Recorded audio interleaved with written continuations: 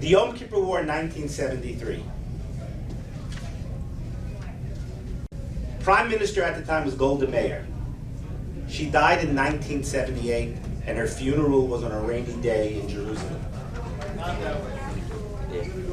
The emotions still raw, even 5 years after the war, as her hearse is traveling through the streets of Jerusalem on the way to Har Herzl to be buried. The following occurred.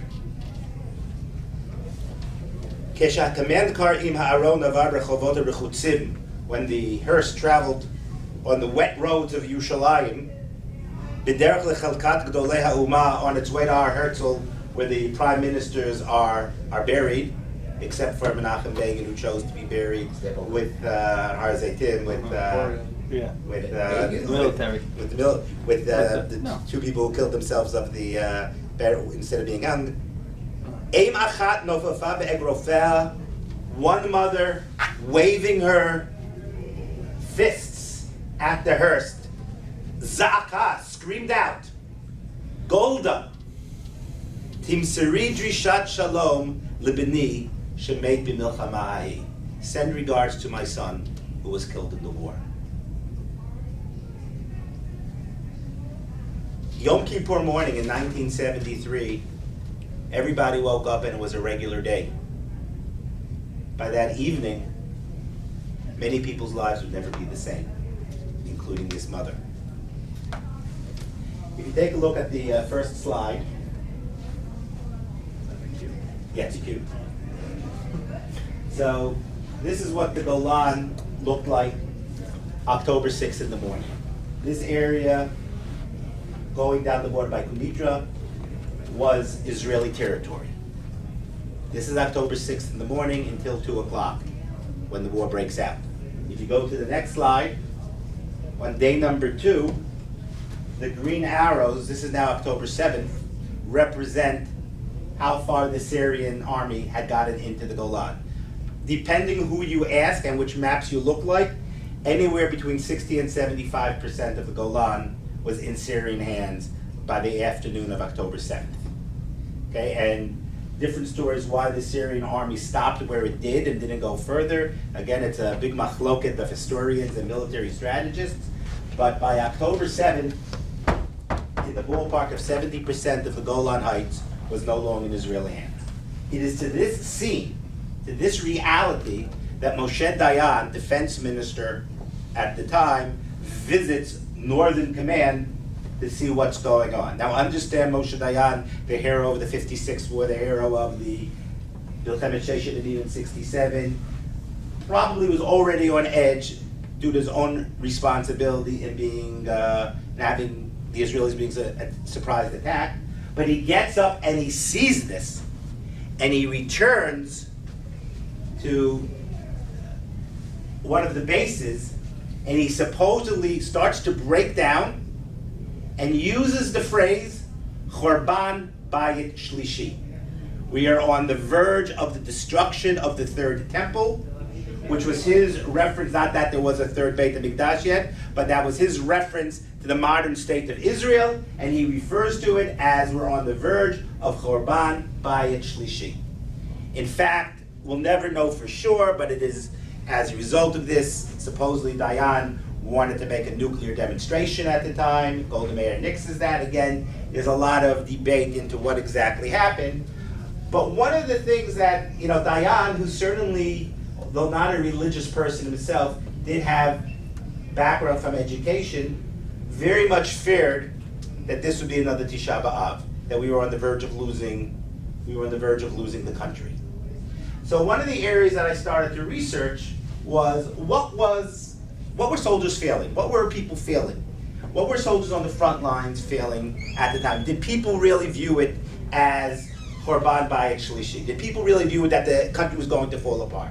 So 2 weeks ago when I was in Israel, I spent some time with Avigdor Kahalani, who is one of the heroes of the Yom Kippur War, receiving Israel's highest Menel, I know I've used his name, I've known him for several years already. Whenever I'm in a taxi and I need to get somewhere faster, I say I know Victor Galani. Suddenly doors open up for me and people are much more friendly. Okay, a little name dropping, never hurt anybody. So when I was interviewing him in his apartment in Tel Aviv, I asked him that question and I had his permission to videotape him. So here is Victor Galani's response to what were they thinking in terms of being Korban Bayis Shlishi. את המשקל שלה, את הכובד שלה ואת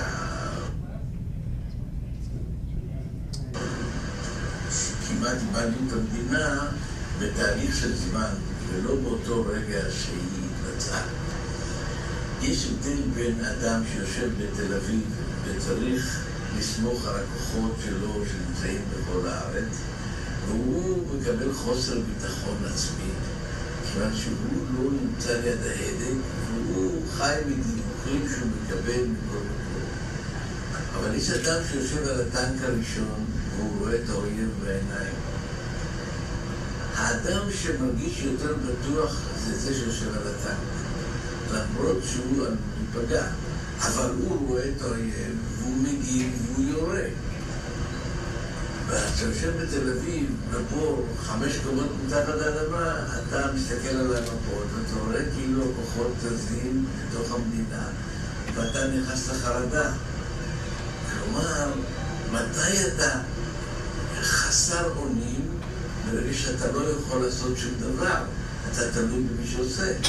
אבל מפקד הטנק, מפקד הפלוגה בשטח, הם לא חסרי אונים. הם יודעים מה לעשות והם צריכים, אבל הם מסכנים את החיים שלהם, וזה שבבוקר לא מסכן את החיים שלו. בפרספקטיבה שנאמר, כמו שאמר, חורבן הבית השלישי, כך ראו את זה פה מתל אביב, וראו את זה במפקדות. אנחנו לא ראינו את הדבר הזה בלוויה הזו, כי אנחנו ראינו את זה כבר ונלחמנו. לכן, כשמישהו אומר חורבן הבית השלישי, הוא לא היה בשדה הקרב פיזית, כדי להבין שיש לנו פתרון ואפשר למצוא את הפתרון ואנחנו סומכים על עצמנו. בתהליך של זמן, מקומה של מלחמת יום הכיפורים קיבלה משקל כבד מאוד. כיוון שאז אתה מתחיל, אתה יושב, אתה חושב, אתה בודק, אתה עושה איפה הטעויות שלך, ואז אתה מבין שעוד טעות אחת או שתיים כנראה היינו מפסידים את המדינה. ויש אלוהים בשמיים. שהוא החליט שפותחים את המלחמה ביום כיפור ולא בראש השנה. למה? כי בראש השנה הם תקועים בפקקים, כי כל עם ישראל היה עם המנגלים, כל בסיני, בצפון, בכנרת וכן הלאה. והקדוש ברוך הוא החליט שהמלחמה תפתח ביום כיפור. כביכול, ביום הכי קדוש לעם ישראל שבו אדם לא אוכל, יושב בבית כנסת, לא פותח טלפון, לא רואה טלוויזיה, לא שום דבר, אבל זה היום הכי טוב לגיוס מילואים. האבא שלי ואח שלי התפללו בבית כנסת, באו לקרוא להם תוך 6 שעות, הם היו על הטנקים שלהם. מה, יש מי ששומר על העם, שהטיפשות גדולה, יש מי ששומר על העם הזה. אבל כשמנצחים את מלחמת יום הכיפורים היום, נכון, היינו בסכנה לאומית, חד משמעית. אבל לומר דברים כמו שנאמרו על ידי דיין, בדיעבד הוא מצטער על מה שהוא אמר, אבל הוא חש בבטן שלו שזה חורבן הבית השלישי, ומי שנלחם פיזית לא רואה את זה כך, אבל מי שיושב מאחורה במקלט רואה את זה כך. So, Kalani's point is that he thinks that he thought that Dayan's reaction was because he had no control over the situation, whereas the people at the front realized they were in extremely dangerous circumstances, but felt they knew what to do. They had the training, they had the weapons that they could do it. He said later on, looking back at it, we realized that any extra mistake or two, that there were too many instances, both in the Sinai Desert and the Golan, that things hinged on a particular act. Could have been one person taking on 7, 8 tanks or anything like that, and it could have been a lot worse. But at the time, to have thought that it was a Chorban Bayis Shlishi, his point was that most people weren't thinking that. So if we go to the next slide, so we take a look now at Rav Chaim Sabato. Rav Chaim Sabato, a tremendous Talmid Chacham, Rosh Yeshiva of Birkat Moshe and Ma'aleh Adumim, but he wrote a famous book in Hebrew and in English on his experiences in the Yom Kippur War. It actually won various awards and prizes, and he quotes here the following incident, which is quite interesting. The question is, from a religious perspective, what were the soldiers thinking at that time? They saw their friends being killed, and he writes, I watched him in an interview, he said at the time you knew every tank in your battalion. You knew who was in each tank, so if you saw a particular tank get hit, you knew your good friend X was just killed. They knew who was in each tank at the time, in his brigade, in his battalion. So the question was, what were they thinking? Were they thinking that maybe everything was going to fall apart? And he said somehow they had this inner faith that no matter how bad the situation was, it wasn't going to fall apart. And he said that he remembered, if we go to the next picture for a moment, he remembered hearing something in the name of Rabbi Hertzberg. Now, Rabbi Hertzberg, fascinating person. You see how religious he looks? He is the grandfather of the current president of Israel. Okay, this is the current president of Israel's father was Chaim Hertzberg, previous president of Israel, who was the son of Rabbi Hertzberg, who was formerly the chief rabbi in Ireland, before he takes over as the Ashkenazic chief rabbi in Palestine, and then the first Ashkenazic chief rabbi of Israel, because he's there during 1948. So in 1942, when Hitler and the Nazis under Rommel are on the verge of conquering Egypt, and then are going to go north to take over the rest of the Middle East, he's in America. And the whole book's written at the time that the Jews in Palestine were ranging from having fast days of praying that the Nazis shouldn't get there, to an Har Carmel outside of Haifa, having a modern day Masada there. They were all plans because everyone thought Rommel was just going through until the Battle of El Alamein in November of 1942, when the British defeat the Germans and the immediate problem is taken care of. He's in America at the time raising money for Israel, or the Yishuv. He finds out what's going on, and he purposely takes a ship back to Palestine at the time in the middle of the war. And people are trying to convince him, like, this is not the safest place to be going right now. Now's not the time to be booking your tickets to go to Palestine. And he said, no, my place is there. And besides, this is Rabbi Sabato quotes him as, and besides, the Gemara tells us, the rabbis tell us, there will not be a third destruction of the Beit HaMikdash. There will only be two, there will not be a third. Now Rabbi Sabato quotes this, and he's writing as a young man. He's saying he did not know the source of it. He just knew as Rabbi Herzog saying it, that there would not be a third destruction of a third Beit HaMikdash. Subsequently, I found the book last year in Israel on the Yom Kippur War, written by a person in the Sinai Desert, a fascinating memoir of a religious Jew also, describing it with from a very different perspective. And he mentions that now this is how roundabout it goes. The former Rosh Yeshiva of Keren BeAb Hesda Yeshiva, Rabbi Greenberg, heard from Yaakov Herzog, who is the uncle of the current president, Rabbi Herzog's other son, who died very young in his 50s, who was very active in the Prime Minister's office, who was a religious Jew. So Rabbi Greenberg said that Yaakov Herzog told him that his father's source is from the Midrash in Bereshit Rabbah, where it says, meaning Yaakov saying, I lost when he's worrying about losing another son, it uses the double language of shakolti, that I lost the son. So v'ani kasher bechorban rishon shakalti bechorban sheni, kasher shakalti bechorban rishon v'sheni lo eshkol, v'sheni lo eshkol. Oh, so in other words, he's saying that I'll lose two Batei Mikdash, like at the time Yaakov thought he lost two sons, but I won't lose a third. I won't lose any more. So this seemingly was the source of Rabbi Herzog, for Herzog, that there wouldn't be a destruction of the third Beit HaMikdash. I'm just telling that part of the anecdote because sometimes you have to research a lot of different books and you find a piece of information in one place that explains the lack of the source in another place, but that's where it was found. And Rabbi Sabato, quoting in the Golan, mentions how many of them felt this despite all that they were seeing, they felt this in their hearts. Now, what I want to look at for the next few minutes is, let's take a look at some of the things that occurred in the Beit HaMikdash, why it got destroyed, and to see how those things were the opposite that were going on in the Sinai. One of the big things Gemara in Yoma tells us that Sinat Chinam caused the destruction of the second Beit HaMikdash. And in fact, if you look in the history books of Josephus and others, the internal fighting in Yerushalayim at the time, the different groups couldn't get together, and they destroy the supplies and the fighting until the very end when they get together. Many, many years ago, for those of you who might remember, Monty Python did a movie, Monty Python and the Holy Grail, and they parodied this of all the different groups in Jerusalem fighting with one another. I mean, they take it to the next level in terms of the parody, but it's based on truth. And they destroy the stores and the weapons and the supplies, and ultimately they come together at the end, but it's too late. The Romans ultimately persevere. So you had this level of disunity. Rabbi Sabato describes, though, that suddenly he gets into his tank, and he was initially with his same three friends in his tank, all yeshiva boys, but his particular unit, because they were getting their Motzei Yom Kippur to the base, that their commander, a colonel by the name of Uri Or, just put, as you got there, he put you in the tank.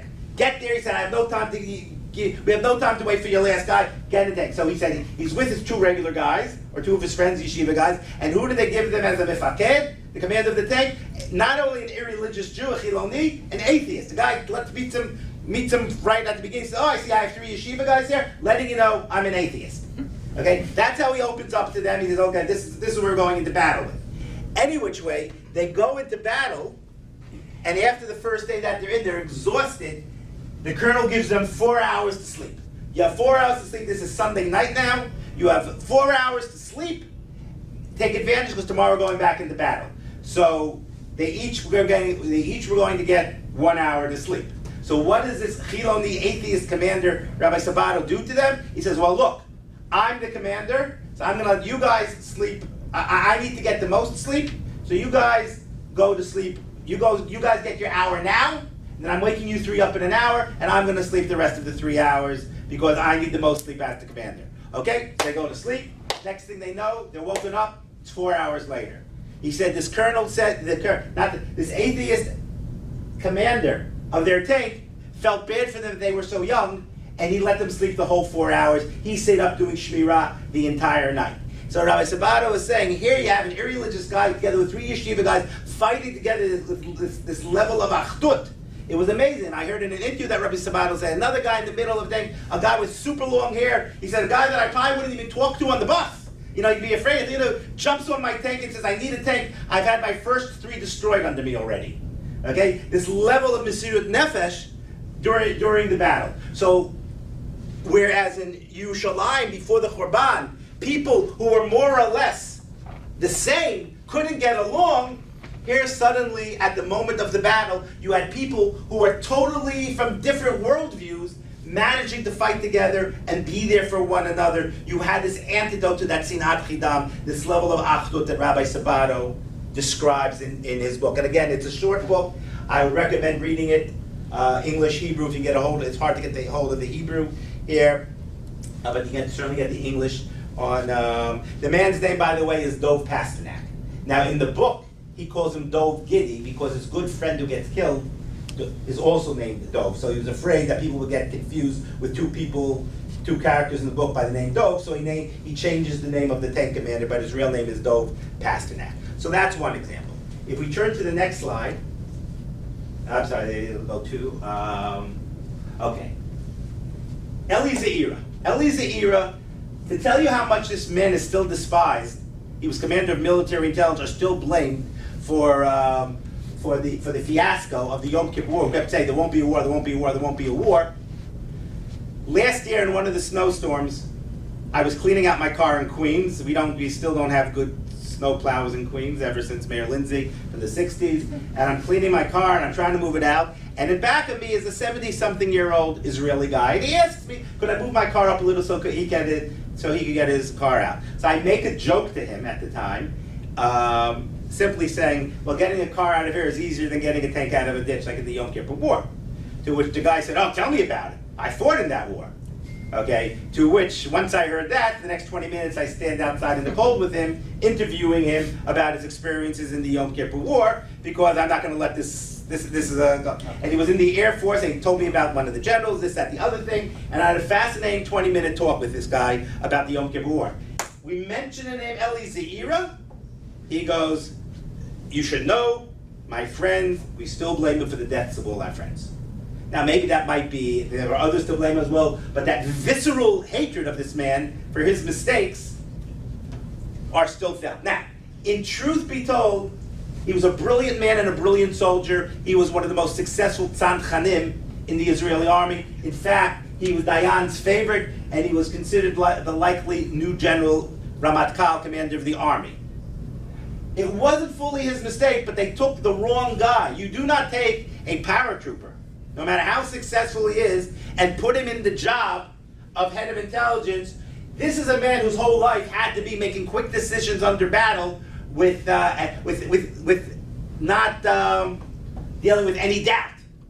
And you put him in the job where it's all about doubt and uncertainty and having other people give their opinions. And I can tell you how generals work. Many of you may have spoken to them, but I remember last year I took a tour with a Victor Kalani in his car. We took a tour of his battlefield. Me and a friend of mine, a rabbi, who arranged it. We went up there. First thing he says is, what did I do wrong that I have to drive with two rabbis in the car? That was the first thing he said. Second thing he told me is, I took out my phone to text my wife for a second, and he put in his general voice, and he said, in Hebrew, you're going to put that away now. I'll let you check your phone once an hour just to see. Other than that, if you're not concentrating, it's not worth the trip. Okay? And I was a good soldier, and I followed those orders. So anyway, he was the wrong person in that trip. But one of the things that we learned is that he had, today they've used the term intellectual humility, open to other opinions, open to the fact that I might be wrong. In fact, later on, by the way, in 2008, I think he gave a talk, and if you want to see something painful of him speaking about the Yom Kippur War at a conference, and the soldiers sitting there are now all men in their 60s and 70s screaming at him. You can watch it on YouTube. It's from the early 2000s. Any which way, one of the things that he said was, of his list of mistakes, which weren't many, but he did acknowledge some of his own mistakes. He said, whenever my soldiers came to me, my guys in the intelligence, and said to me, here's my theory, here's my hypothesis, I always would push them and ask them, V'im lo, what if you're wrong? What if you're wrong? And he said, ad kedei kach, that I had those two words written on a piece of paper in my pocket all the time, to ask myself, V'im lo. And then he goes, and I forgot to check that piece of paper. I forgot to ask myself the V'im lo part.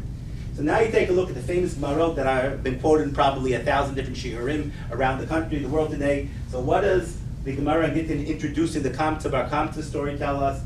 Amar Rabbi Yochanan, Mai dechtiv ashrei adam mefachei ta'avid, machshel libo yipol b'ra'ah, akamtzu bar kamtza charu b'Yerushalayim. What is mefachei tamid here? Mefachei tamid doesn't mean a person who has phobias. Mefachei tamid here doesn't mean that a person who's thinking about his sins and I did something wrong, so maybe the plane's going to crash. Mefachei tamid here means a person who's constantly questioning himself that maybe I'm doing the wrong thing. Maybe I'm not doing as much as I could be doing. This is what intellectual humility is all about. And if you want to take a look, who's the hero of the story who saves Judaism, so to speak? Rabbi Yochanan ben Zakkai. Okay, so in the famous Gemara in Bava Batra, it has to do with business ethics, that they found out that the people who were selling things were cheating. That's not so important, but his question was, should they publicize it or not? Because what's the issue? It's like when it's like when the schools had an issue, let's say a couple of years ago, with the show on Netflix of 13 Reasons Why, whatever the case be. So every school had the same dilemma. If let's say 40% of the school is watching it. So all schools, and I'm talking about from the black hat yeshivot to the most liberal, all had the same challenge, and we were talking to one another. People were watching, and there was a danger there, and we had to get parents involved. On the other hand, there was a concern that once you sent out the stuff, your numbers, it was no longer going to be 40% watching that Netflix show, it was going to be 70%. Okay, and Rabban, and I taught this Gemara in school this year, and Rabbi Yochanan ben Zakkai would always say, Oy li im omer, oy li im lo omer. I messed up either way. Oy, oy. What way? No matter what, there's a downside to it. Okay? And that was right. And in fact, the Gemara in Masechet Brachot discusses Rabbi Yochanan ben Zakkai on his deathbed. And the students say to him, why are you crying? He said, I'm not sure which derech I'm going. If I'm going up to heaven or if I'm going down to Gehenom. So it's questionable Gemara. A big rabbi knows his worth. So you might say, I'm not sure if I'm getting the penthouse apartment upstairs or I'm getting one below. But to think that he's not sure which way, but yet Rabbi Yochanan ben Zakkai realized he had to make a decision with Vespasian there. He had to ask for something. But maybe, and the Gemara itself brings Rabbi Akiva who criticized it, maybe I could have gone to Jerusalem. Maybe had I asked, I would have gotten it. And he goes on his deathbed. The Gemara resolves it that he gets to Shamayim. But the point being is that Rabbi Yochanan ben Zakkai makes the decision to ask only for Yavneh, realizing that he might be wrong. And he spent the last 6-7 years of his life always wondering, did I do the right thing or didn't I do the right thing? And that was that level of intellectual humility. So one of the things that Israel changes after the Yom Kippur War is, whereas prior to the Yom Kippur, all the intelligence, as Kalani said to me, we were all drinking from one faucet. Even the Mossad wasn't allowed to give independent analysis at the time. The only one who was allowed to give the analysis was he. And if he had people in his unit who argued with him, he shut them down. Subsequent to the Yom Kippur War, Mossad now has an analytical department, the Foreign Ministry has an analytical department, including in the military, they take the Gemara term of Ibcha Mistabra. Ibcha meaning the opposite makes sense, and they actually call the unit in the army and intelligence, Ibcha Mistabra, their job, we would call it, let's say, like a red teaming it, or devil's advocacy, but they actually using the Talmudic term called Ibcha Mistabra, that their job now is to argue the opposite and try to pull in the holes in the analysis that they're giving. So one of the things that we learned from the Yom Kippur War afterwards is to change that around. And I would say the last important lesson is, if you notice in the Gemara describing the destruction, one thing is lacking. There's no sense of tefillah. When the fighting going, there's no prayer, there's no tefillah by the soldiers. There's absolutely nothing going on. So last year when I finished with Kalani, we went to one of the kibbutzim there that showed a movie of the battle, and there was a group. Now try to envision the picture. There happened to be a group, it was still kind of COVID in Israel. So you had a few families together for some issue. They're all wearing these big kippot srugot. So they're in an auditorium in this kibbutz showing the movie, and about 15, 20, 25 of them sitting in these big kippot srugot. You have myself there in my kippah, you have the rabbi I'm with, and then you have Kalani wearing no kippah. Okay, that's the thing. Kalani speaks about them. The guys are, and they're all soldiers. All these guys with their families, they've all been in the army. So they're asking tactical questions, they're asking this, they're asking that, and then one of them at the end asks the question, you're always wondering when that guy's going to ask the question that you wish you weren't there for. Okay, and the guy raises it and he says, so tell me, did you think of God at all in all of this?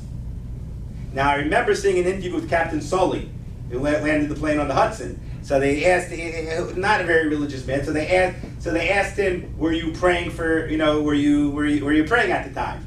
He answered, I guess politically sensitive, diplomatically. He said, I was kind of busy at the moment. I figured someone in the back had that covered. That was Captain Sully's answer. Okay?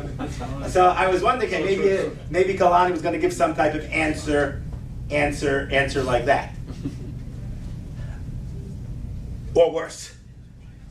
What does he say? He gets up and he says, at that last moment, at the ramparts, you have the Syrian tanks coming this way, up. I have my 7-8 tanks coming this way. I know that if those Syrian tanks get to that ridge before I get to the ridge, it's over. We won't be able to. Our only chance of stopping them is if we're elevated and we can get them in the valley. If they beat us there first, we're dead, and the entire Golan is open up. Talking about coming down to the minute. And he goes, and let me tell you, I have never prayed so hard in my life, racing my tank. I was just saying to God, please let me get there before the enemy tanks get there. So even in the midst of the battle, you had this element of tefillah, of prayer, which again is something that is absent over here in the story.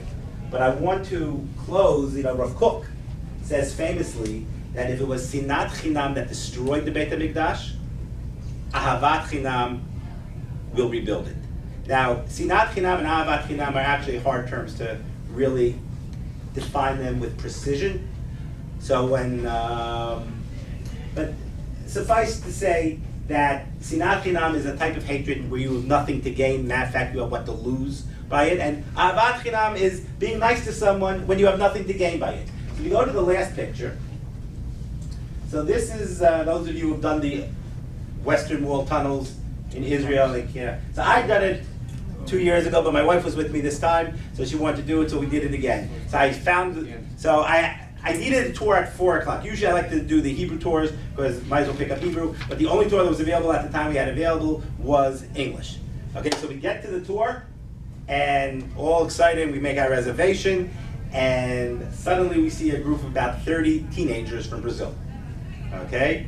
And the only good thing is my wife turned to me and said, aren't you happy that you're not in charge of them right now? Because they were a little bit on the rowdy side, shall we say, but having fun. And there were about 10, 15 adults in the group. So we're going, and the tour guide is a regular tour guide. English is, even though it's the English tour, his English isn't the best, but he's trying. He has some type of cowboy hat on, and that's how he's giving the tour. We get to the very end, over here, which is towards the end, this cistern. Now, I forgot to take a picture while I was there of it, so I found this online. But you see, this actually looks clean. The water was much more bacteria-filled than this. There are no steps down there. It's really hard to get down there. Standing right over here was a lady in the tour, and she had her iPhone, wallet, and cart and house keys all in this pouch. And she drops it into the water, okay? She drops it into the water. Now, suddenly, you know, it's not just losing an iPhone, she's lost everything. Oddly enough, she's remaining pretty calm for losing everything. I don't think I would have been that calm. She wasn't screaming. So, one of the kids suddenly turns to the tour guide, only in Israel, says, I'll go down. Now, the tour guide has absolutely no authorization to let the kid go down there. It's dangerous, it's this and that, but it's Israel. So the tour guide says, he looks, no one's looking, he says, okay, go down. Okay? The kid walks over here, he jumps down, grabs onto an ancient pillar, slides himself down. He had taken off his shoes because you can't imagine the dirt and bacteria that must be, you know, there. He walks over to here, he picks up the packet, okay, puts it in his shorts, drives. Now getting up is even harder because it's that. He jumps up, pulls himself, jumps up again to another thing, grabs himself over the, there's like barbed wire, okay? And he manages to get back. I don't know what his feet were like, and he gives the phone back to the lady.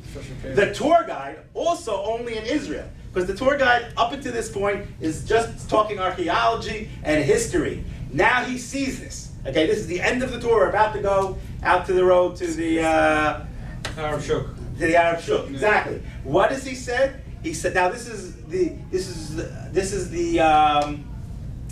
it's after Shiva Asar B'Tammuz, so we're into 3 weeks, not the 9 days yet, but we're in the time period. He turns to everyone and he says, becomes a rabbi suddenly. He said, guys, the Gemara tells us Sinat Chinam destroyed the Beit HaMikdash, and he quotes, and Rav Kook said, Ahavat Chinam will rebuild the Beit HaMikdash. What we just saw here that this boy did was Ahavat Chinam, and now I have faith that the Beit HaMikdash will be rebuilt. Did he get a tip? Did he get a reward? He got it, thank you. I think she was looking, the kid was so, I gotta tell you, he was so unassuming, this kid. Okay, he was so unassuming about it, like, you know, all he asked for was a towel for his feet, you know, afterward. It was the most amazing sight to see, and the tour guide was so blown away by it, seeing this act of, it was really a risk. I mean, the slide to this end, that water wasn't worth, you know, and God knows what was in it, but that's how we go. So, Be'ezrat Hashem, all of us through the Ahavat Chinam will do our part to help hasten the rebuilding of the Beit HaMikdash.